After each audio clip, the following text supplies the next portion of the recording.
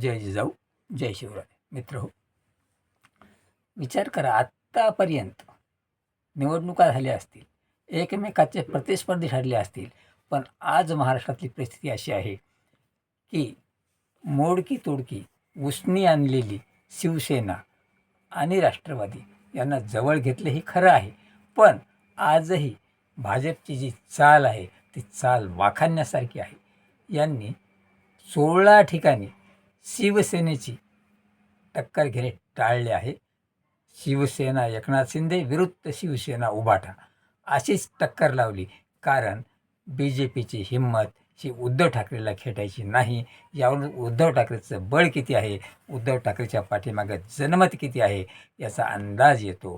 विचार करा, भारतीय जनता पक्ष उद्धव ठाकरेला एवढा भीत आहे की त्यांच्या विरोधामध्ये फक्त केवळ आणि केवळ 2 ते 3 उमेदवार त्यांनी दिलेले आहेत. याच्या पलीकडं काहीही नाही. आणि आत्ता देखील राष्ट्रवादीच्या याच्यातसुद्धा तेच आहे की राष्ट्रवादी अजित पवार आणि राष्ट्रवादी शरद पवार यांच्यातच टक्कर लावून दिलेली आहे. पण यांची खेटायची हिंमत नाही. सरळ सरळ ज्या लढती आहेत बी जे पीच्या, त्या काँग्रेससोबत आहेत. उग्या बोटावर मोजण्या इतक्या शिवसेना उभाटा आणि राष्ट्रवादी शरद पवार यांच्यासोबत आहेत. यावरून कळते. आता काल परवाला ज्यावेळेस कोल्हापुरात सभा झाली, त्या सभेचा इतिवृत्तांत काय, गादी विरोधात मोदी. काय गादी विरोधात मोदी.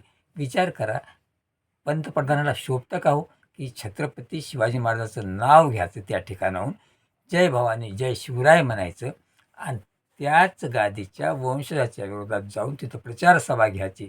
यावरून मोदी हे कुठल्या थराला जातील आणि काय करतील हे लक्षात ठेवा. म्हणूनच आजही आमच्या जरांगे पाटलाच्या कर्नाटकातल्या दुसऱ्या सभेला सुद्धा लाखोचा जनसमुदाय जमतो आणि मोदींच्या सभेमध्ये ठेवलेल्या 17,000 खुर्च्यापैकी 7,000 खुर्च्या रिकाम्या राहतात. त्याही भाडोत्री 700 रुपये तिकीट देऊन आणलेल्या बाया आणि पुरुष मंडळी असतात. एक विचार करा, ज्या एका माणसाकडं कुठलंही पद नाही, साधा ग्रामपंचायतचा सदस्य नाही, त्याच्या सभेला स्वतःच्या पैशानं खर्च करून लाखोंची गर्दी होते. आणि इथे एक भारताचा पंतप्रधान, हजारो सिक्युरिटी, पूर्ण ताफा लवाजमा, मंत्री, महाराष्ट्र सरकार एवढ्या असून किरायाच्या गाड्यानं माणसं पाठवून सुद्धा 2,200 करोडचा खर्च नुसत्या जाहिरातीवर करून सुद्धा यांच्या सभेला 7 आणि 8,000 माणसं येतात.